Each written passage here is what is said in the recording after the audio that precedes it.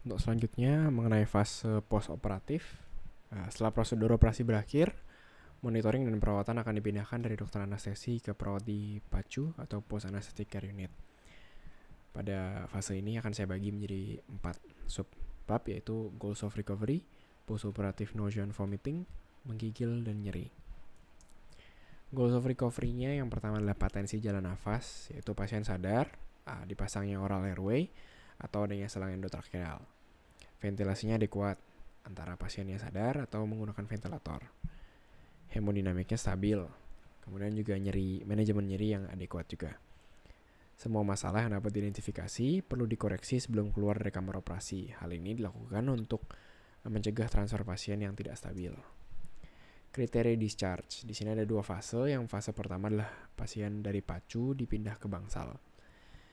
Ada kriterianya, yaitu tanpa tanda depresi pernafasan dalam minimal 20-30 menit pos pemberian opioid parenteral. Mudah distimulasi pasiennya, berorientasi baik terhadap waktu, tempat, dan orang.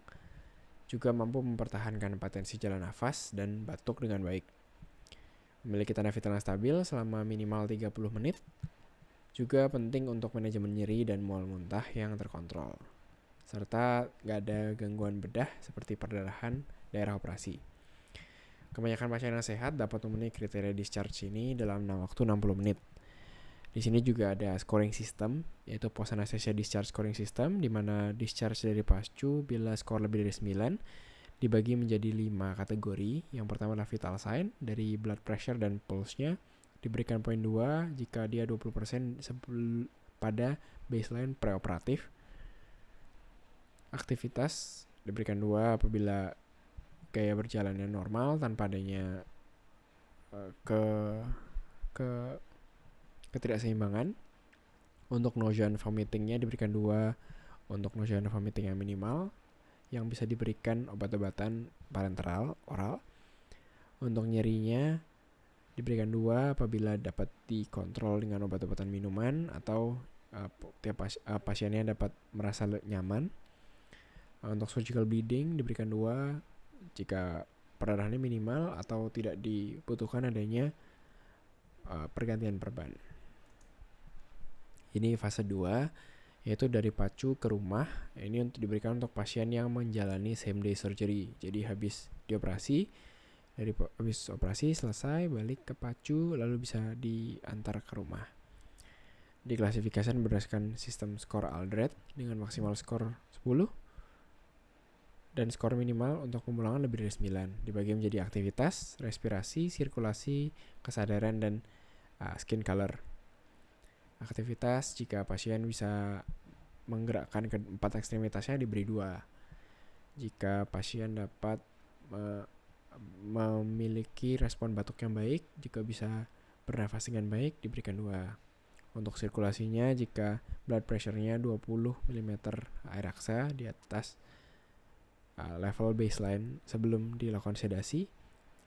Untuk tingkat kesadarannya diberikan 2 untuk pasien yang sadar penuh, dan jika warna kulitnya normal diberikan juga poin 2. Di PACU sendiri dapat terjadi beberapa komplikasi, yaitu obstruksi jalur nafas, aspirasi, perdarahan post-op, dan iskemia miokard.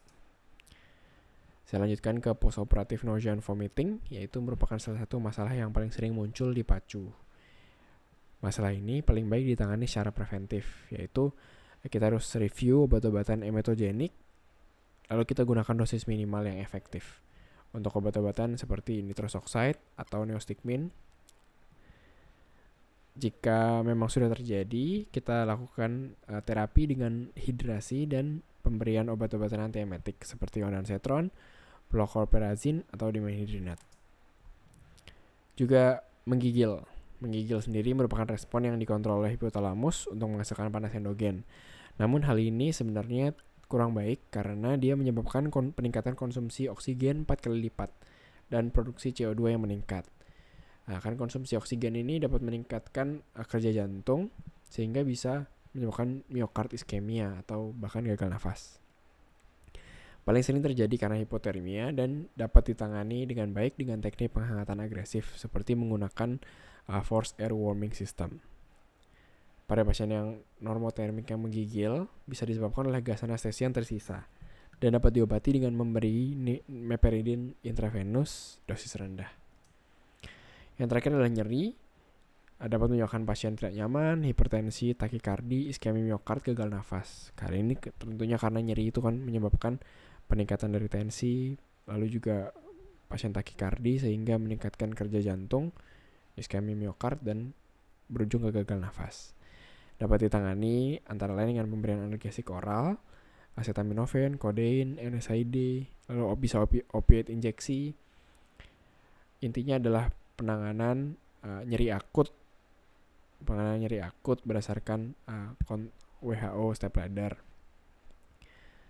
Juga bisa jika dirasa perlu bisa dipasang patient controlled analgesia PCA atau central neuraxial analgesi atau juga blok saraf perifer. Jadi demikian dari 3 video ini yang bisa saya sampaikan. Terima kasih atas perhatiannya.